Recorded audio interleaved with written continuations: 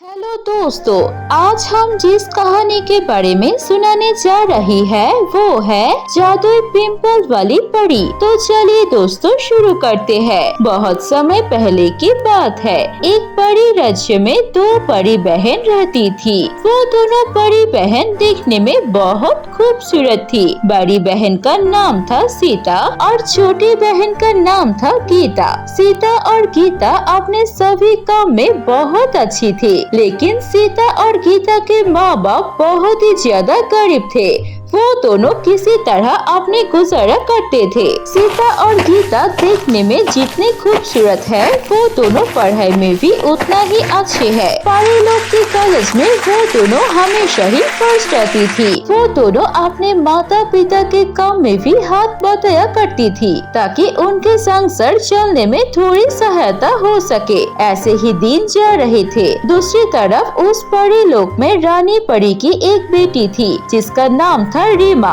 वो अपने राजकुमारी होने को लेकर बहुत ही ज्यादा घमंड करती थी। वो किसी गरीब लोगों के साथ अच्छे से बात नहीं करती थी। खास करके सीता और गीता से बहुत जलती थी, क्योंकि सीता और गीता देखने में उससे ज्यादा खूबसूरत थी। एक दिन उस परी राज्य में खूबसूरत परी चुनने के लिए एक कंपटीशन होती है। उस कंपटीशन में सभी खूबसूरत परी आकर नाम लिखाती है और वो कंपटीशन राजमहल में होने वाली थी। वहाँ पर सीता और गीता दोनों बहन जाती है। ये देखकर उस राजकुमारी को बहुत जलन होती है और वो मन ही मन सोचती है, ये दोनों बहन यहाँ क्या कर रही है? सिर्फ ये दोनों बहन ही है जो देखने में मुझसे ज्यादा खूबसूरत है। मुझे कुछ भी करके इस दोनों को इस कंपटीशन से हटाना पड़ेगा। अगर ये दोनों ने यहाँ पर हिस्सा ले लिया तो इनमें से ही कोई एक कंपटीशन का विनर बनेगा और मुझसे ज्यादा खूबसूरत कोई इस परी लोक में हो, ये मुझे बिल्कुल पसंद नहीं। ऐसा कह के गुस्से में आकर राजकुमारी सीता और गीता के पास जाती है और बोलती है, देखो तुम दोनों बहन यहाँ से चले जाओ, इस कंपटीशन में हिस्सा मत लो। अरे तुम ऐसे कैसे कह सकती हो? ये कंपटीशन तो परी लोक पर सभी परियों के लिए है और हमें इस पैसों की जरूरत है। हाँ, अगर हम इस कंपटीशन जीत जाएंगे तो इस पैसे से हम अपने माता पिता की थोड़ी सी सहायता करेंगे। तुम ऐसे नहीं कह सकती हो, ज्यादा बकवास मत कर। मैंने कहा तुम दोनों इसमें हिस्सा नहीं ले सकते तो नहीं ले सकते। अभी यहाँ से चले जाओ। तू ज्यादा मत बोल। हमें पता है कि यहाँ का नियम क्या है कि परी लोक में जो भी है, अगर चाहे तो सभी परियां इस कंपटीशन में हिस्सा ले सकती है। ऐसे ही चलता रहा है तो आज ऐसा कैसा कर सकती है? राजकुमारी है तो क्या कुछ भी कहेगी। अगर तूने एक और बार हमसे ऐसे बात की तो हम रानी परी से सब कुछ कह देंगे। अपनी माँ का नाम सुन के राजकुमारी डर जाती है और वो वहाँ से चली जाती है, क्योंकि रानी परी बहुत ही ज्यादा दयालु और वो सबको एक समान ही देखती है। वो हमेशा गलत को गलत और सही को सही कहती है। इसीलिए राजकुमारी वहाँ से चली जाती है गुस्सा होकर और अपने कमरे में जाकर सोचने लगती है, मैं ऐसा क्या करूँ कि ये दोनों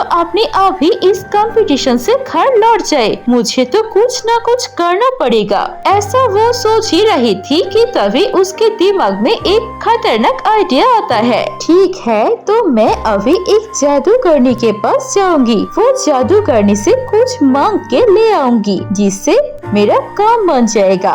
यही सोचकर रीमा एक जादूगरनी के पास जाती है और बोलती है, सुनो जादूगरनी, मुझे ऐसा कोई भी चीज दे दो जिससे किसी के ऊपर मरने से वो परी दिखने में बदसूरत हो जाए। और ये लो 1000 सोने की मुद्रा। राजकुमारी, आपका बहुत बहुत धन्यवाद। आप रुकिए, मैं अभी आपको ऐसा कुछ दूंगी जिसे देते ही कोई भी बदसूरत बन जाएगा। ये कह के वो जादूगरनी एक छोटी सी बोतल में कुछ पानी जैसा लाती है और बोलती है, राजकुमारी, ये है एक बहुत ही खतरनाक पानी। अगर आप इसे किसी के भी ऊपर छिड़क देंगे तो उसके फेस में बहुत ज्यादा पिंपल आ जाएगी और वो इंसान देखने में बहुत बदसूरत हो जाएगी। राजकुमारी खुशी होके वो चीज लेकर आ जाती है और चुपके से सीता और गीता के सर पर वो पानी लगता है। कुछ ही देर में सीता और गीता के चेहरे में बहुत ही बड़े बड़े पिंपल हो जाते हैं और वो देखने में बदसूरत भी हो जाते हैं। ये देख के आसपास की परियां घबरा जाती है। इन दोनों को क्या हो गया? ये दोनों बहनें दिखने में इतने बदसूरत क्यों लग रही है? अरे तुम दोनों भूल गए क्या? ये खूबसूरत देखने वाली परियों के लिए कंपटीशन है, बदसूरत देखने वाली के लिए नहीं है। जल्दी से इन्हें भगा दो, इन्हें देखते ही मुझे उल्टी आ जाएगी। इसके बाद कुछ परियां मिलकर धक्का देकर सीता और गीता को उस कंपटीशन से बाहर भगा देती है और राजकुमारी मन ही मन खुश होती है और उस कंपटीशन की विजेता भी राजकुमारी बनती है। दूसरी तरफ सीता और गीता को कुछ समझ में नहीं आ रहा था। वो दोनों घर आकर सोचते हैं, अरे हमारे चेहरे पर इतने बड़े बड़े पिंपल कैसे आ गई?